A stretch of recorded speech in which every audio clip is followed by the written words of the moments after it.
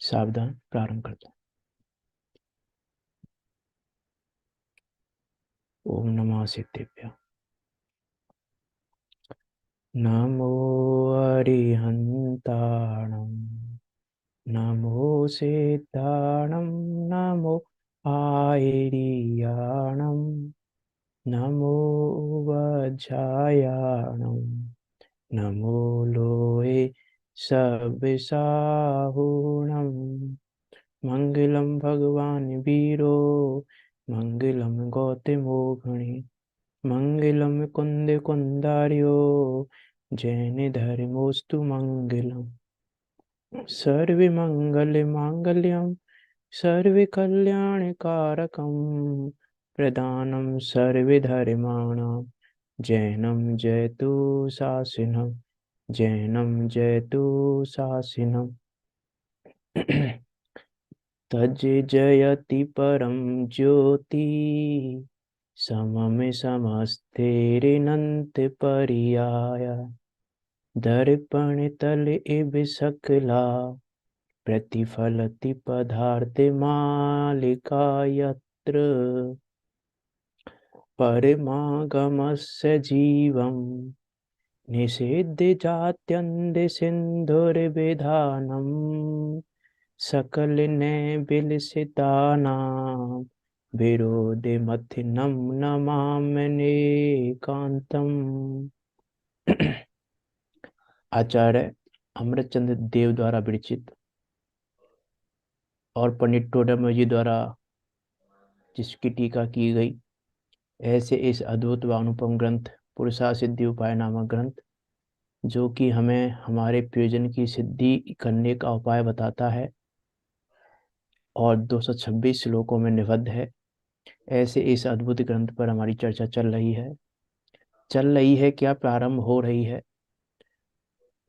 इसमें हमने अभी कल हमने पंडित टोडरमल जी द्वारा जो मंगलाचरण किया गया वो देखा था, निश्चयाभासी, व्यवहाराभासी, उभयाभासी और यथार्थ परमार्थ को जानने वाला कौन है।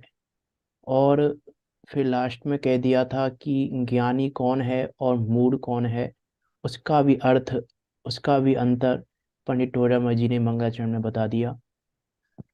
अब उसके आगे चलते हैं हम ग्रंथ के मंगलाचरण पर, जो कि आचार्य अमृतचंद देव ने किया है।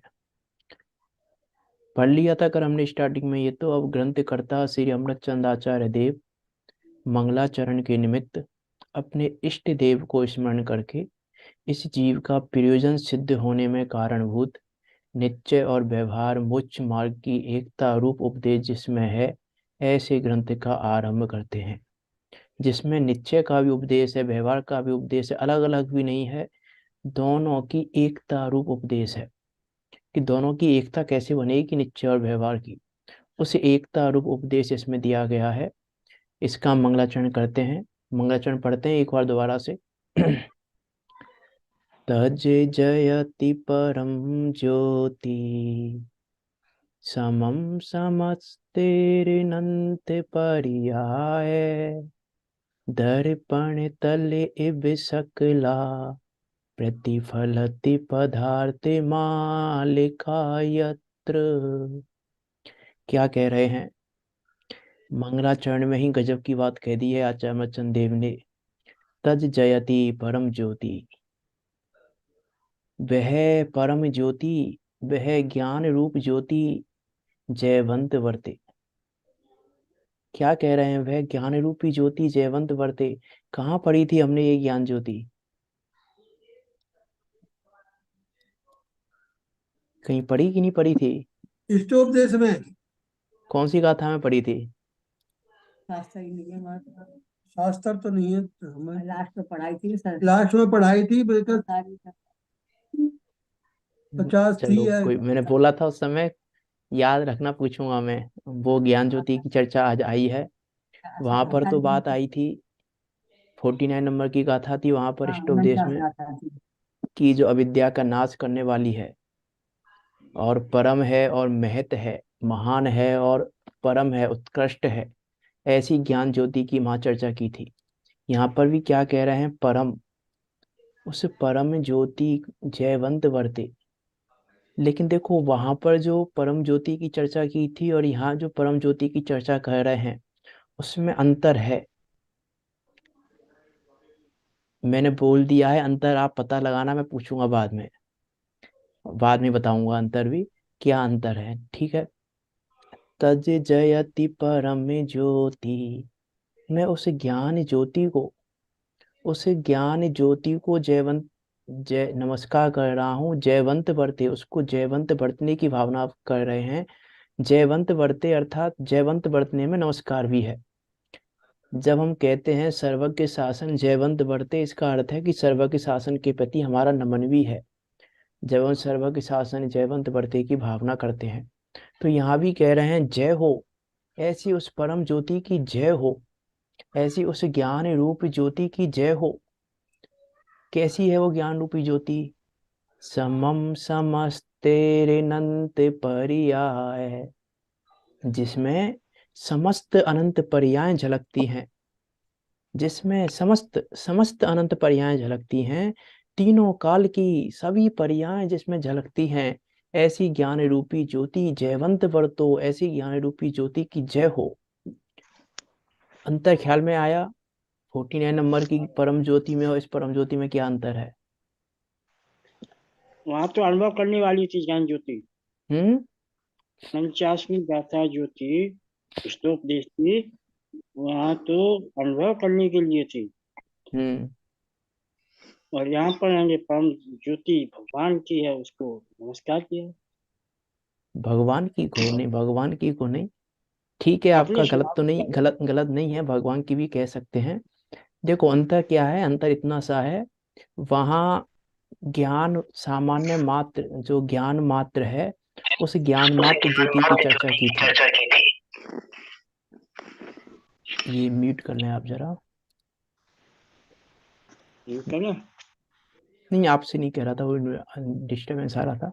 हाँ, तो वहाँ तो ज्ञान मात्र ज्योति, उसकी चर्चा की थी। यहाँ उस विशेष ज्ञान ज्योति की चर्चा कर रहे हैं, जिसमें वो विशेषता प्रकट हो गई है। अर्थात यहाँ केवल ज्ञान की चर्चा कर रहे हैं मुख्य रूप से।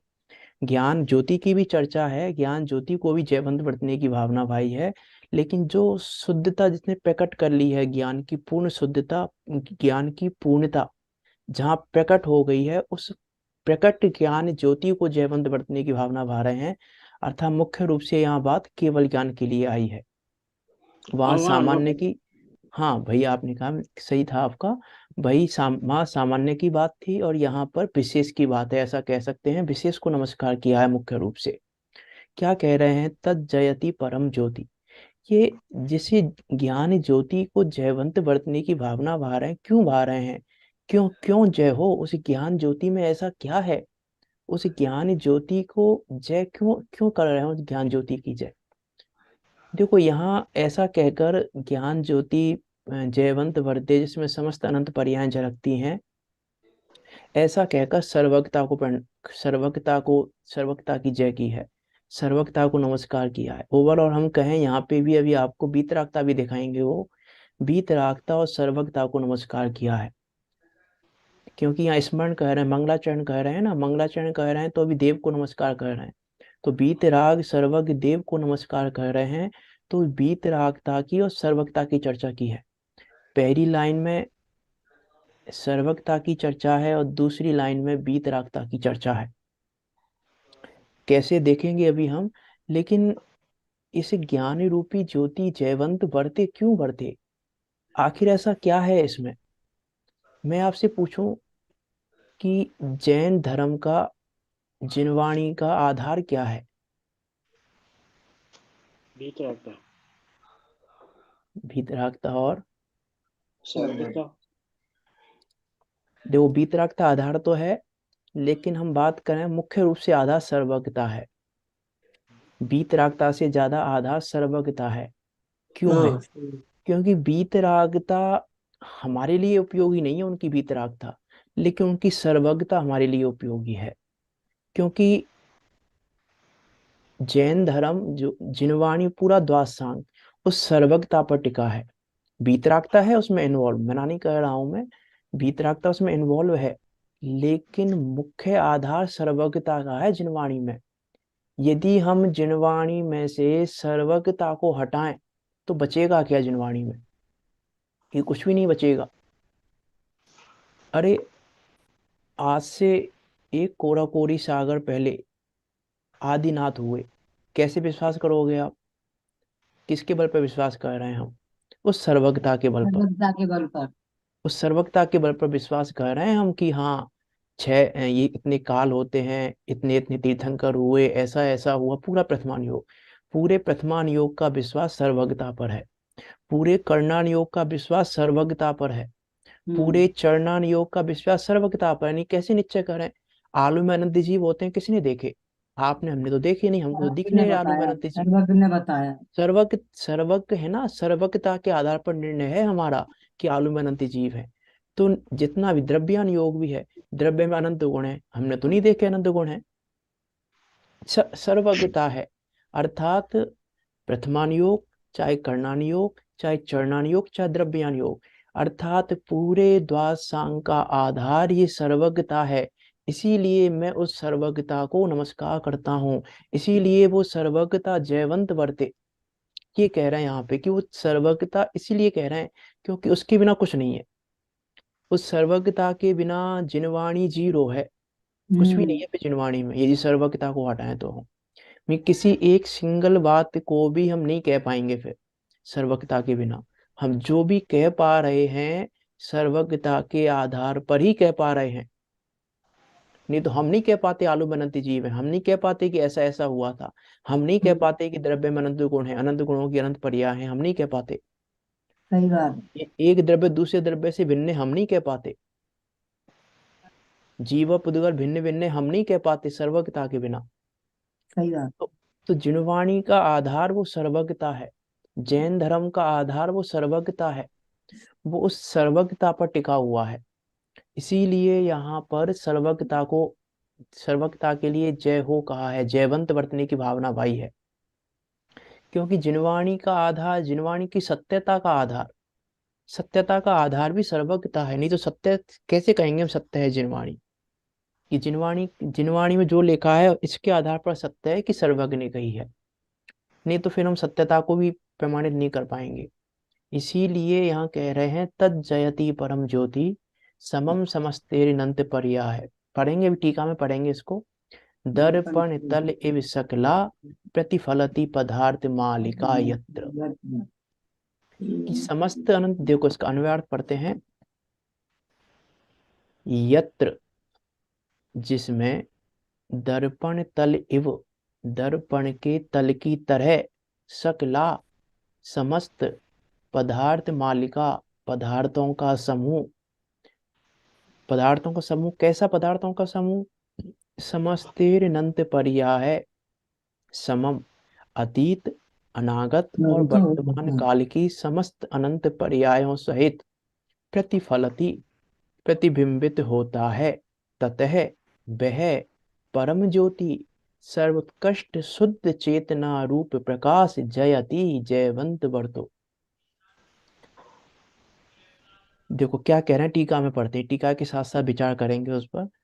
ततः परम ज्योति जयति, वह परम ज्योति है, सर्वोत्कृष्ट शुद्ध चेतना का प्रकाश जयवंत वर्तता है। जयवंत क्यों वर्तता है और कैसा है वो प्रकाश? वो परम ज्योति कैसी है? कि यत्र सकला पदार्थ मालिका प्रतिफलति। कैसी है वह ज्ञान ज्योति? कि जिस शुद्ध चेतना प्रकाश में समस्त ही जीवादि पदार्थों का समूह प्रतिबिंबित होता है। किस प्रकार होता है प्रतिबिंबित?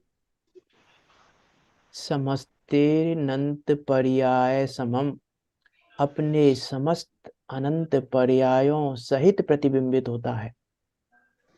उस महिमावंत ज्ञान को नमस्कार किया है यहाँ पर। देखो क्या कह रहे हैं, शुद्ध चेतना प्रकाश की कोई ऐसी ही महिमा है, उस शुद्ध चेतना प्रकाश की ऐसी ही महिमा है, अर्थात वो शुद्ध चेतना ऐसा महिमावंत, ऐसा महिमावंत है कि उसके लिए सदा जयवंत वर्ते, वो महिमावंत पदार्थ सदा जयवंत वर्ते। कैसा है? जिसमें सब ज्ञात होता है, जिसमें सब दिखाई देता है, जिसमें सब झलकता है, ऐसी वो परम ज्योति है। ऐसी वो कोई अचिंत्य शक्ति है उस ज्ञान की। उस ज्ञान की, उस अचिंत्य शक्ति के कारण ज्ञान को जयवंत वर्तने की भावना है कि वो ज्ञान ज्योति जयवंत वर्ते। कैसी है वह ज्ञान ज्योति? की अचिंत्य शक्ति वाली है। अचिंत्य शक्ति है जिसकी, उसकी कोई अचिंत्य महिमा है। मीन्स उस महिमा को कहने में समर्थ नहीं है, अचिंत्य है वो।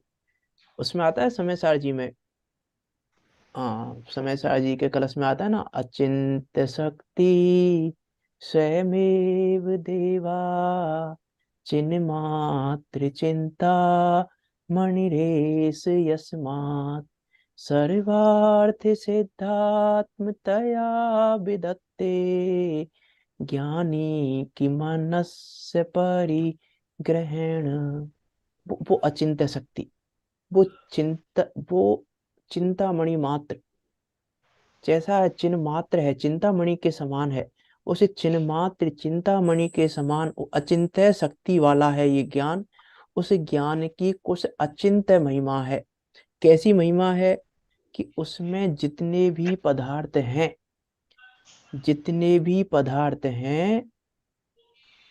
सभी अपने आकार सहित प्रकाशमान होते हैं। उसमें जितने भी पदार्थ हैं सभी अपने आकार सहित प्रतिभासमान होते हैं। और नव पदार्थों के जितनी भूत भविष्य और वर्तमान पर्याय हैं वे सब प्रतिबिंबित होती हैं। ये है अचिंत्य महिमा, ये अचिंत्य शक्ति है उसकी, ज्ञान रूपी प्रकाश की। क्या है? जिसमें जितने भी पदार्थ हैं, अर्थात जगत में कोई पदार्थ अछूता नहीं रहा जिसको, जिसमें जानने से कोई पदार्थ, कैसा भी पदार्थ, अलोकाकाश भी जिसमें अछूता नहीं रहा जानने से। लोकाकाश, अलोकाकाश में रहने वाले सभी द्रव्य, सभी द्रव्यों के सभी गुण, सभी गुणों की सभी पर्याय, जितने भी पदार्थ, सभी अपने आकार सहित प्रतिभासमान होते हैं। सभी अपने आकार सहित प्रतिभासमान होते हैं। अभी केवली भगवान के केवल ज्ञान में हम कैसे दिख रहे हैं?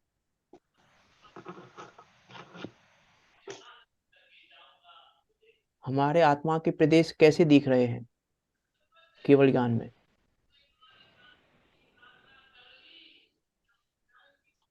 अभी प्रेजेंट में, वर्तमान में हमारे आत्म प्रदेशों का आकार कैसा है? आकार है। नहीं, शरीर प्रमाण तो है, लेकिन शरीर प्रमाण में भी आकार कैसा है अभी वर्तमान में, वर्तमान मनुष्य समय आकार, में? हाँ,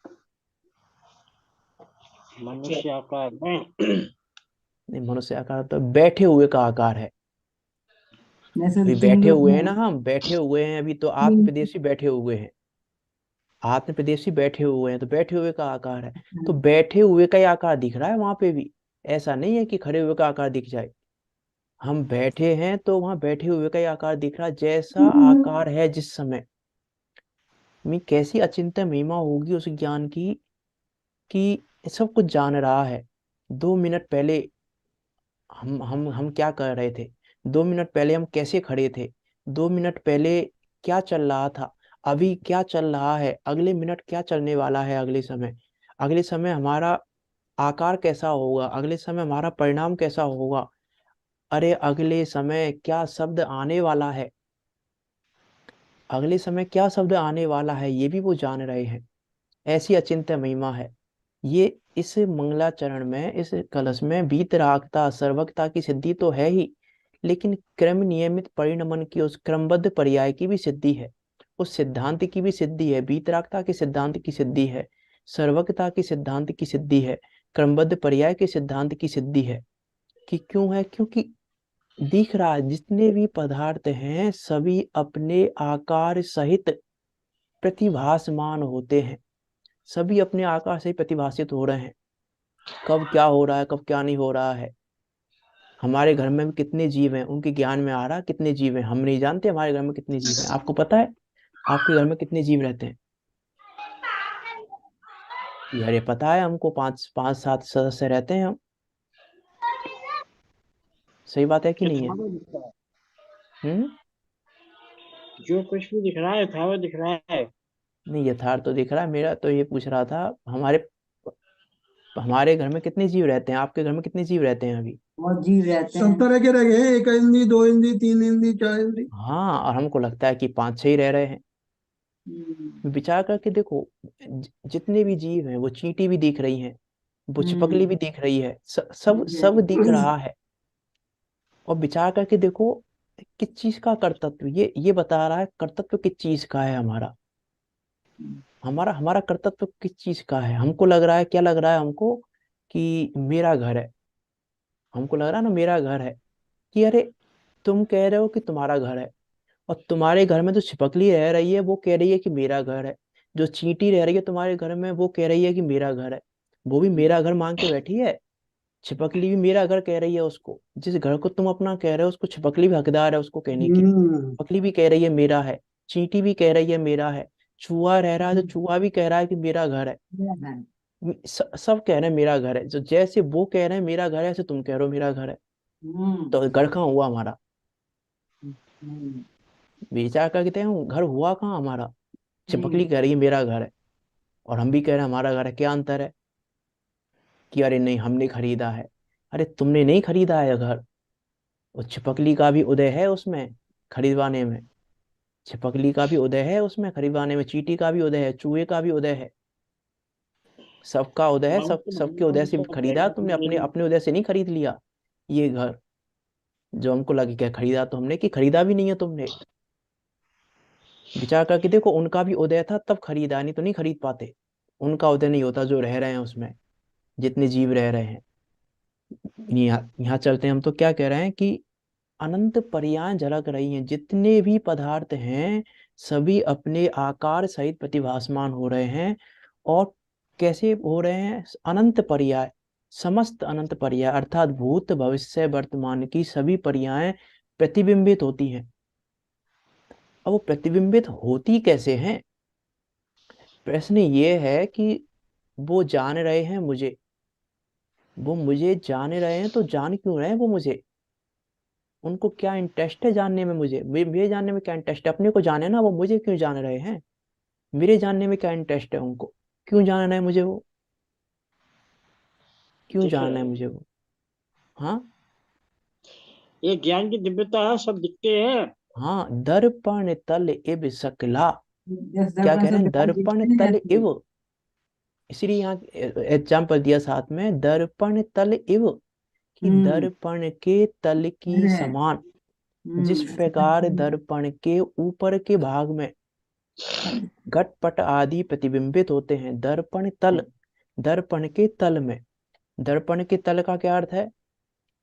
दर्पण के तल का अर्थ है कि दर्पण के पीछे वाले भाग में नहीं, दर्पण के जो पीछे लगा हुआ है, जो दर्पण का तल है, जो दर्पण का मुख्य भाग है, जो दर्पण है, उस दर्पण के ऊपर के भाग में ये सभी पदार्थ प्रतिबिंबित होते हैं।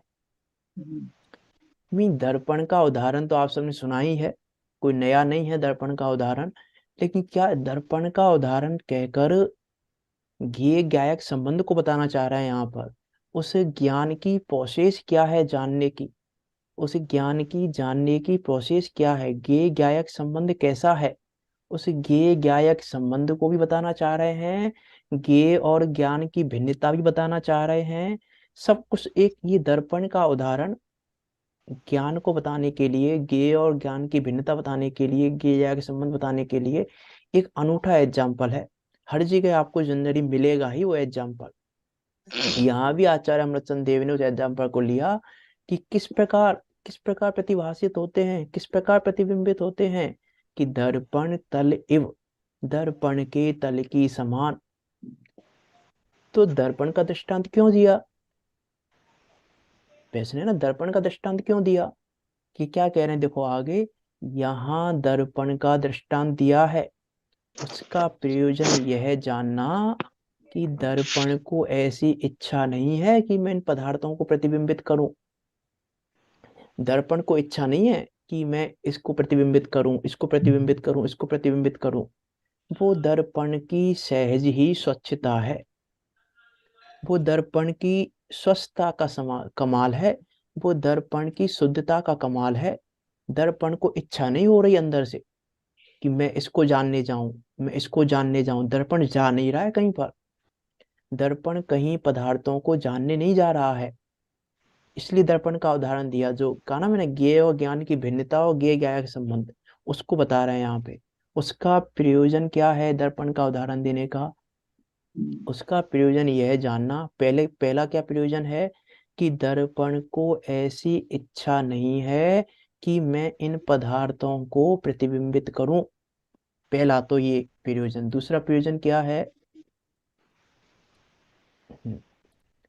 जिस प्रकार, देखो उसका भी उदाहरण दे रहे हैं यहाँ पे। जिस प्रकार लोहे की सुई लोह चुंबक के पास स्वयं ही जाती है, ये देखो यहाँ दूसरा प्रयोजन दे रहे हैं। जिस प्रकार लोहे की सुई लोह चुंबक के पास स्वयं ही जाती है, वैसे ही दर्पण अपना स्वरूप छोड़कर उनको प्रतिबिंबित करने के लिए पदार्थों के पास नहीं जाता, और पदार्थ भी अपने स्वरूप को छोड़कर उस दर्पण में प्रवेश नहीं करते। अर्थात दर्पण में जो कुछ दिख रहा है वहां वो तो है ही नहीं, जो दर्पण में दिख रहा है वो वहां पे है ही नहीं।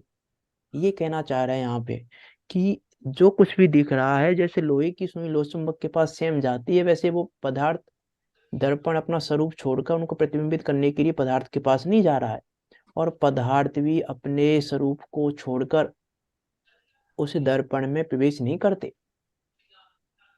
कि ऐसा नहीं है, जैसे समय सार जी में भी एग्जाम्पल दिया ना, दर्पण में मयूर नाच रहा है। दर्पण और मयूर का एग्जाम्पल दिया, दर्पण और मयूर का कर्ता कर्म अधिकार में, कि जैसे दर्पण में मयूर है ही नहीं।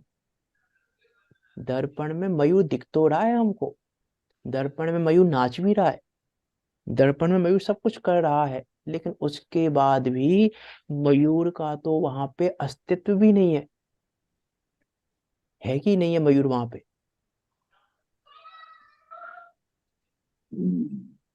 वहां मयूर है कि नहीं है वहां पे? मयूर है तो दिख रहा है उसमें। हम्म।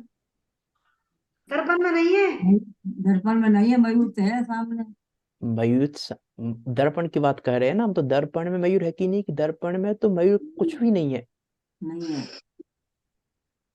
तो हम तो कह रहे हैं कि मयूर है, हमने तो दर्पण को देख के कह रहे हैं कि मयूर है, हमने मयूर को नहीं देखा। जैसे यदि हम एग्जाम्पल के लिए करें बात, जैसे उसका आता है ना क्या नाम है, अलाउद्दीन खिलजी, पद्मिनी को देखना था उसको, तो पद्मिनी के मुंह पे रूप पे मोहित हो गया, तो उसने बोला पद्मिनी का रूप दिखाओ मेरे लिए।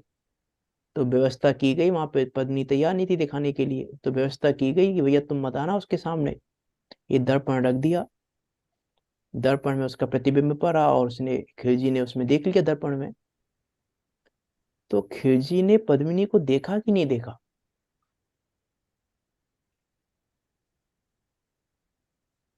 प्रश्न मेरा ये है, खिलजी ने पद्मिनी को देखा कि नहीं देखा? देखा है परोक्ष, हैं? देखा है परोक्ष, दर्पण के माध्यम से देखा है। हाँ देखो, ये ऐसी ज्ञान की शक्ति है ये, कि माँ पद्मिनी है नहीं, पद्मिनी वहां आई भी नहीं, लेकिन उसके बाद भी देखा कहा जा रहा है कि पद्मिनी देख ली इसने। वो भी संतुष्ट है, वो भी संतुष्ट है कि मैंने पद्मिनी को देख लिया, और पद्मिनी भी संतुष्ट है कि मैं खिलजी के सामने नहीं आई। दोनों संतुष्ट हैं अपने में, और उसके बाद भी वो कह रही है मैं सामने नहीं आई, और वो कह रहा है मैंने पद्मिनी को देख लिया। ये है कि ज्ञान की एक अचिंत्य सामर्थ्य। इसलिए यहाँ पे कहा ज्ञान की कुछ ऐसी ही अद्भुत महिमा है कि वो पदार्थों के पास जा भी नहीं रहा है, पदार्थ भी उसके पास नहीं आ रहे हैं, और उसके बाद भी हम कह रहे हैं कि पदार्थ झलक रहे हैं। उसके बाद ही हम कह रहे हैं कि पदार्थ दिखाई दे रहे हैं। दिखाई तो दे रहे हैं, दिखाई दे रहे हैं, इसमें गलती नहीं है, दिखाई दे रहे हैं। खिलजी ने पद्मिनी को देखा था, ऐसा नहीं पद्मिनी को नहीं देखा है, उसने पद्मिनी को देखा है। कि दिखाई तो दे रहे हैं लेकिन पदार्थ है नहीं। अब परेशानी क्या है, हमारी परेशानी क्या है फिर यहाँ पे, हमारी परेशानी ये है कि हम उस दर्पण में जो झलक रहा है, उस दर्पण में झलकने से आकर्षित हो गए। दर्पण में जो झलक रहा है, हमको लगा अरे ये मोर तो बहुत अच्छा नाच रहा है, जबकि मोर था नहीं वहां पर। और हमने क्या कहा, मोर तो बहुत अच्छा नाच रहा है। तो ये है हमारे दुख का कारण कि हमने ये मान लिया कि मोर बहुत अच्छे से नाच रहा है, लेकिन मोर का तो वहां पे अस्तित्व भी नहीं है। तो वही यहाँ पर कह रहे हैं कि दर्पण अपना स्वरूप छोड़कर उनको प्रतिबिंबित करने के लिए पदार्थों के पास नहीं जाता। ये हमारा ज्ञान कैसा है, पंडित टोडरमल जी ने शब्द का प्रयोग किया, हम उसमें प्रकाशक में ज्ञेय मिश्रित ज्ञान। ये जीव कैसे ज्ञान का अनुभव करता है, ज्ञेय मिश्रित ज्ञान का अनुभव करता है। वहां ज्ञेय और ज्ञान की भिन्नता नहीं जानता, यहाँ वो ज्ञेय और ज्ञान की भिन्नता बता रहे हैं।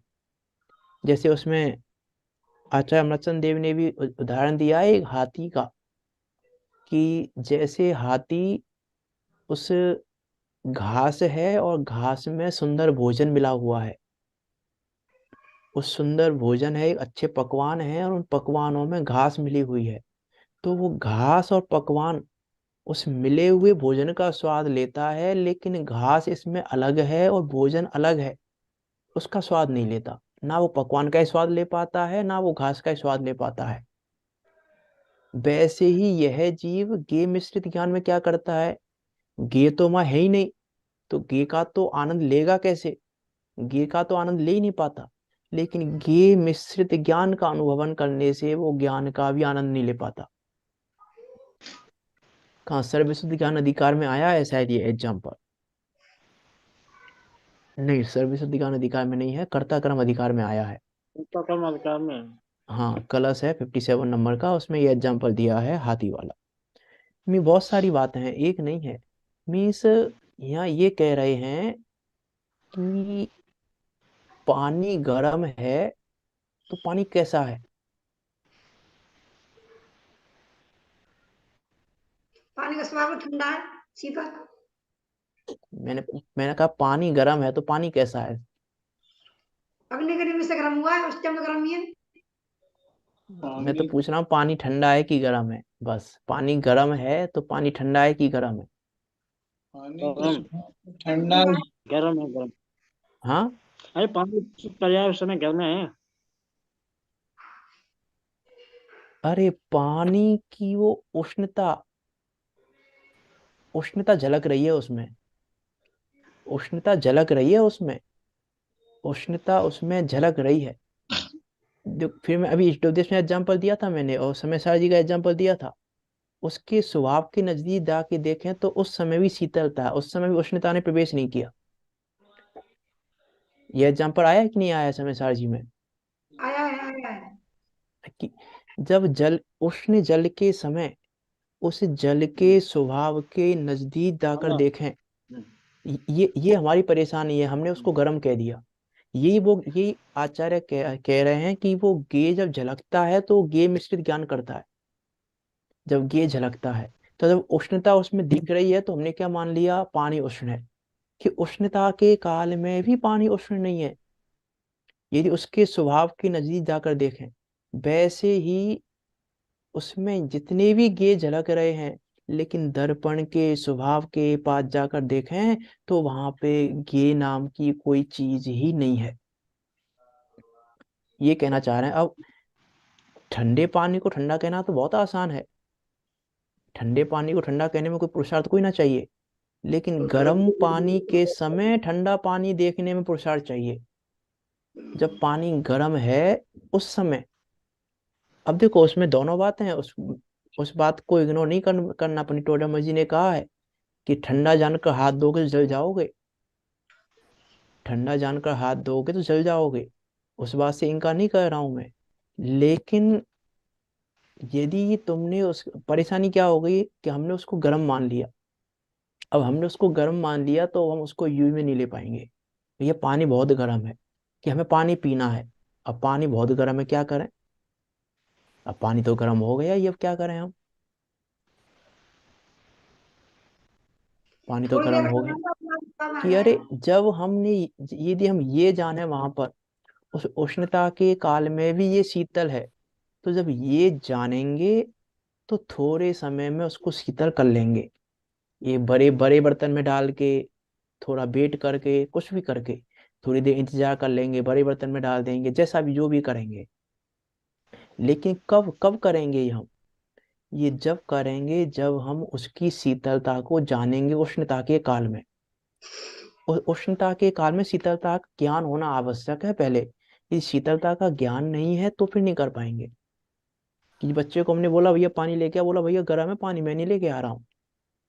अब पानी नहीं पी पाएगा, फिर वो जो पानी जल को उष्ण ही जानेगा वो पानी नहीं पी पाएगा। वैसे ही जो ज्ञान को ज्ञेय रूप जानेगा वो ज्ञान का अनुभव नहीं कर सकता, वो ज्ञान का आनंद नहीं कर सकता।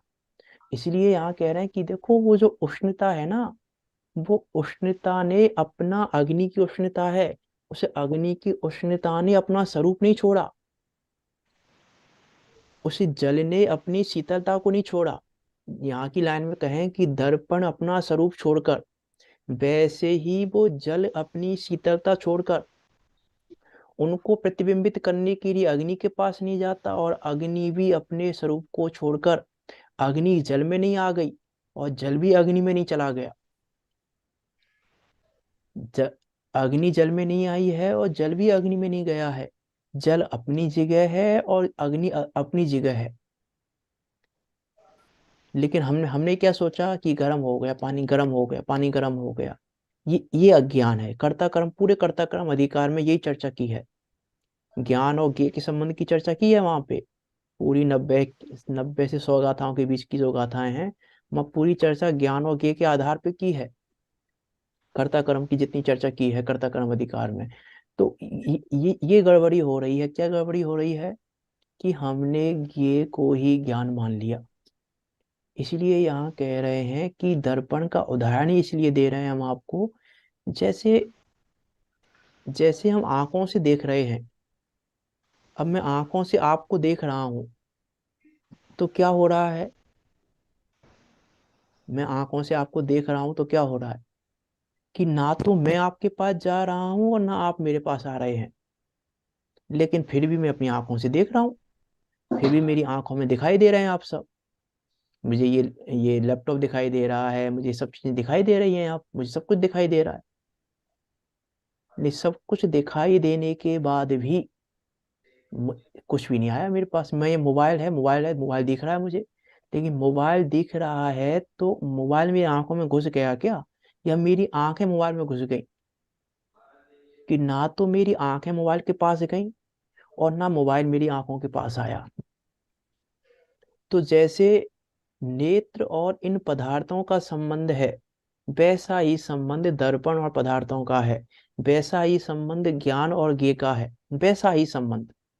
इसलिए यहाँ कह रहे हैं कि दर्पण अपना स्वरूप छोड़कर प्रतिबिंबित करने के लिए पदार्थों के पास नहीं जाता, और पदार्थ भी अपने स्वरूप को छोड़कर उस दर्पण में प्रवेश नहीं करते। और देखो, और एक और दूसरी बात और कह रहे हैं दूसरे पैराग्राफ में। जैसे कोई पुरुष किसी दूसरे पुरुष से कहे कि हमारा ये काम करो, ये हमारा काम करो ही करो, वैसे वे पदार्थ अपने को प्रतिबिंबित करवाने के लिए दर्पण से प्रार्थना भी नहीं करते कि हे दर्पण, थोड़ा सा हमको भी प्रकाशित कर दो, थोड़ा सा हमको भी देख लो। प्रार्थना भी नहीं करते। प्रार्थना भी नहीं चलती यहाँ पर कि प्रार्थना करें और झलक जाएं। ये कह के क्या कहना चाह रहे हैं? पदार्थ अपने को प्रतिबिंबित करवाने के लिए दर्पण से प्रार्थना भी नहीं चलते, नहीं करते। कि प्रार्थना की जरूरत नहीं है। कि प्रार्थना की जरूरत क्यों नहीं है? क्योंकि उस ज्ञान का स्वभाव ही ऐसा है कि सहज ही प्रतिभासित होता है। सहज ही प्रतिभासित होता है और प्रार्थना की आवश्यकता नहीं है। प्रार्थना की आवश्यकता नहीं है, इसका अर्थ है कि वो ना तो कोई कर रहा है, ना तो कोई कर रहा है, ना कोई किसी को रोक रहा है, ना कोई किसी को मिटा रहा है। मी से हम ये कहें कि यहाँ पर उस कर्तावाद का निषेध कर रहे हैं, ऐसा कहकर। उस कर्तत्व का निषेध कर रहे हैं कि ऐसा नहीं है हम प्रार्थना करें तो हे भगवान हमको भी जान लो, भगवान थोड़ा सा हमें भी जान लो, कि नहीं, ये नहीं चलेगा। वो सहज ही ज्ञाता हैं और पदार्थ सहज ही प्रतिभाषित हो रहे हैं। अर्थात जो कर्ता मानता हो वो मिथ्या है, मिथ्यात्व है उसका, उसका तो दूर का ही मिथ्यात्व है। जो कर्ता मान रहा है, कोई कुछ कर देगा, कोई कुछ हल लेगा। और सिर्फ देव के कर्ता की बात नहीं है यहाँ पर, बात सिर्फ देव करता है ऐसा मानने की बात नहीं है, हम भी कुछ कर सकते हैं। ये यहाँ कह रहे हैं प्रार्थना नहीं चलती यहाँ पर, किसी का कहा नहीं चलता यहाँ पर, किसी के करने से कुछ होता नहीं है यहाँ पर, क्योंकि वो व्यवस्था ऐसी है, उस दर्पण की और पदार्थों की व्यवस्था ही ऐसी है। तो हमको लग रहा है कि हम कुछ कर दें कि नहीं कर पाओगे। ये कह दिया यहाँ पे, समस्त अनंत पर्याय झलक रही हैं और सहज प्रतिभाषित हो रही हैं, ये कहकर ये कह दिया कि तुम भी करने में समर्थ नहीं हो। कल हमने बात की थी ना, जितनी परेशानियां हैं, कल हमने लास्ट में बात की थी ज्ञानी और मूढ़ की, कि जितनी भी हमारी परेशानियां हैं, कि राग नहीं जा रहा है, कैसे जाएगा? उन्होंने देखा है आपका राग अभी, वहां तक राग है आपको, इतने इतने भवों तक राग रहेगा, इतने भवों तक ये जाना है ना उन्होंने। उन्होंने जाना है कि अगले समय तुम राग करने वाले हो, अगले समय तुम्हारा राग आएगा, और वो राग ऐसा आएगा, और वो राग इसके प्रति आएगा, वो क्रोध इसके प्रति आएगा, वो इसके प्रति आएगा, वो सब सब कुछ जाना है ना उन्होंने। इसका अर्थ है कि तुम करने वाले भी नहीं हो, तुम रोकने वाले भी नहीं हो। कि हम कहें कि क्रोध नहीं रुक रहा है हम पे, कि रुकेगा भी नहीं, क्रोध रुकेगा भी नहीं, क्रोध रुकेगा भी नहीं। ऐसे हम सोचें क्रोध रुक ही नहीं रहा है हमारा, कि फिर क्रोध रुकेगा ही नहीं क्या? फिर क्रोध का अभाव कैसे होगा? बताइए आप, फिर क्रोध का अभाव कैसे होगा? क्रोध रुकेगा ही नहीं तो। क्षमा धारण करनी पड़ेगी, उत्तम क्षमा हमारा स्वभाव है। हम्म, क्षमा धारण करनी, क्षमा धारण आप कर सकते हो, क्षमा धारण, क्षमा तो आप धारण कर ही क्षमा नहीं तो सकते। स्वभाव है, हाँ, क्षमा तो स्वभाव है। स्वभाव है। क्षमा तो स्वभाव है, लेकिन जब अब हम क्रोध को हटा नहीं सकते, क्रोध को मिटा नहीं सकते, तो क्रोध का अभाव कैसे करेंगे फिर हम? मेरा प्रश्न ये है, आया तो चला जाएगा। कैसे चला भगवान जाएगा? के ज्ञान में सब पर्याय दिखती हैं, कब कौन सी पर्याय आ रही है, सब क्या नियमित है। अरे वो तो सब दिख रही हैं, लेकिन अब आपका क्रोध कैसे जाएगा? आपका क्रोध है तो कैसे जाएगा वो क्रोध, ये पूछ रहा हूँ मैं तो। अपने आत्म स्वभाव को जानने से जाएगा, हाँ तत्व तो की कैसे, प्रीति क्या, होगी। क्या वही मैं कहना चाह रहा हूँ, क्रोध के काल में क्या देख, क्या जानोगे? वही तो मैं पूछना चाह तत्व रहा का हूँ। क्या क्या अपने आत्म स्वरूप। स्वभाव? ज्ञानम ज्ञानम प्रतिष्ठिते। हम्म हम्म कि अरे क्रोध, क्रोध कैसे नहीं जाएगा? बात तो ठीक है, लेकिन क्रोध के काल में मैं क्रोध रूप नहीं हूँ, मैं क्रोध रूप नहीं हुआ, मैं क्रोध का कर्ता नहीं हूँ, ये जानने पर क्रोध जाएगा। क्रोध के काल में जब ये जानोगे कि मैं क्रोध का कर्ता नहीं हूँ, मैं क्रोध रूप हुआ नहीं, और मैं क्रोध का कर्ता भी नहीं हूँ, मैं क्रोध का करने वाला भी नहीं हूँ, ये जानने पर क्रोध जाएगा। हम्म, है तो बात वही है कि आत्म स्वभाव को जानने पर, कि अपने को ज्ञाता जानने पर। लेकिन ज्ञाता जानेंगे कैसे हम? हमने तो जान लिया हम ज्ञाता हैं। अरे वहां पर हम ये विचार तो करें कि हाँ हम क्रोध रूप नहीं हुए, और हम क्रोध के कर्ता भी नहीं है। ये क्रोध झलक रहा है हमारे ज्ञान में, ये क्रोध झलक रहा है। तो जैसे दर्पण में पदार्थ झलकते हैं, वैसे ही मेरे ज्ञान में ये क्रोध झलक रहा है, बस, इससे ज्यादा कुछ भी नहीं है। ये कहना चाह रहे हैं दर्पण का उदाहरण देकर, ये कहना चाह रहे हैं यहाँ ज्ञान और ज्ञ का संबंध बताकर, कि वो ज्ञ है। वो क्रोध क्या है, क्रोधादि भाव क्या है, कि वो क्रोधादि भाव भी ज्ञ है। उसको जब ज्ञ के खाते में डालेंगे तो ज्ञान समझ में आएगा, जब उसको ज्ञ के खाते में डालेंगे, और ज्ञ के खाते में नहीं डालेंगे तो फिर समझ में नहीं आएगा। तो गड़बड़ ये हो रही है कि हमने जैसे दर्पण में पदार्थ झलका तो हमने ये मान लिया कि ये तो मेरा है।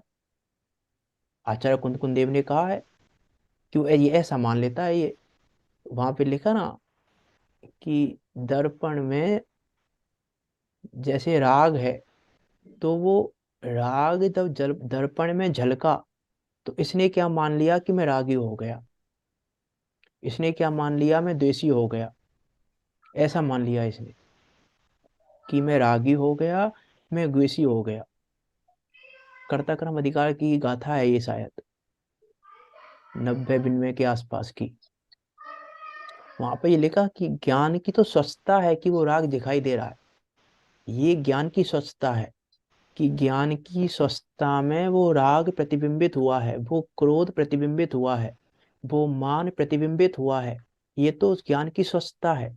लेकिन उसमें जब वो राग प्रतिबिंबित हुआ, वो क्रोध प्रतिबिंबित हुआ, तो मैंने ये मान लिया कि मैं क्रोधी हूँ, मैं क्रोध करने वाला हूँ।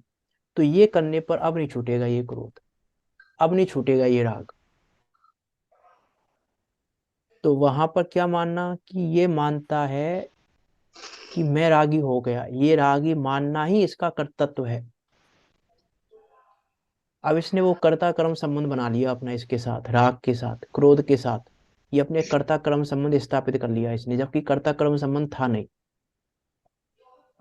और इतना इतना जानने पर वो कर्ता कर्म संबंध अपने आप हट गया। ये जाना हमने कि मैं राग रूप नहीं हुआ, राग ने मुझ में प्रवेश भी नहीं किया है, ये जानने पर। तो ये कहना चाह रहे हैं यहाँ पे कि जैसे कोई पुरुष किसी दूसरे पुरुष से कहे कि हमारा यह काम करो ही करो, वैसे वे पदार्थ अपने को प्रतिबिंबित करवाने के लिए दर्पण से प्रार्थना भी नहीं करते। ये पढ़ लेते हैं अगला पैराग्राफ, चर्चा तो कल करेंगे उसकी। सहज ही ऐसा संबंध है कि जैसे उन पदार्थों का आकार होता है, वैसे आकार रूप दर्पण में प्रतिबिंबित होते हैं। प्रतिबिंबित होने पर दर्पण ऐसा नहीं मानता कि ये पदार्थ मेरे लिए भले हैं, उपकारी हैं, राग करने योग्य हैं अथवा बुरे हैं और द्वेष करने योग्य हैं। वह तो सभी पदार्थों के प्रति समान भाव से प्रवर्तन करता है। अगला पैराग्राफ और पढ़ लेते हैं, इसको पूरी पढ़ लेते हैं पैराग्राफ को। जिस प्रकार दर्पण में कितने ही घटपट आदि पदार्थ प्रतिबिंबित होते हैं, उसी प्रकार आज ज्ञान मैं रूपी दर्पण में समस्त क्या 10 वक्त तुम सुना के बस। समस्त जीवादि पदार्थ प्रतिबिंबित होते हैं। ऐसा कोई द्रव्य गुण या पर्याय नहीं है जो ज्ञान में ना आया हो। ऐसी शुद्ध चैतन्य परम ज्योति की सर्वोत्कृष्ट महिमा स्तुति करने योग्य है, इसलिए उसकी यहाँ स्तुति की है। कल हम इसकी चर्चा करेंगे। अभी आगे एक प्रश्न और उठाया है, बहुत सुंदर प्रश्न उठाया है आगे एक और, उस प्रश्न की चर्चा भी कल करेंगे हम, और इस पर भी कल विचार करेंगे जो 2 पैराग्राफ रह गए हैं। तो क्या कहना चाह रहे हैं यहाँ, दर्पण तल इव कहकर उस पर हम विचार करें। दर्पण तल इव ये कहकर आचार्य अमृतचंद देव क्या कहना चाह रहे हैं, और उस परम ज्योति को जयवंत, परम ज्योति की जय क्यों कह रहे हैं, वो परम ज्योति स्तुति करने योग्य क्यों है, क्या है उसमें ऐसा, उन सब बातों का हम विचार करें। और मैं भी उस अचिंत्य चिन्मात्र चिंतामणि उस ज्ञान ज्योति का धारक हूँ, मैं स्वयं वो ज्ञान ज्योति रूप हूँ, ऐसा जानकर इन ज्ञेयों ने मुझ में प्रवेश नहीं किया है। ऐसा जानकर ज्ञान और ज्ञेय की भिन्नता को जानकर, ज्ञान के संबंध को हटाकर हम सब भी मोक्ष मार्ग में परिवर्तन करें और निकट काल में सिद्धों के बीच जाकर विराजमान हो। इसी मंगल भावना के साथ अभी की बात को यहाँ विराम देते हैं। कोई शंका हो आपकी तो पूछ सकते हैं।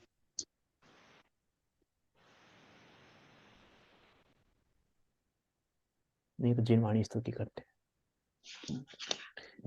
निज निधि निज में बताई, यह अनंत उपकार उपकार है, है उसके लिए जिनवाणी माँ को वंदना सत्य बारे है, माँ वंदना सत्य बारे है।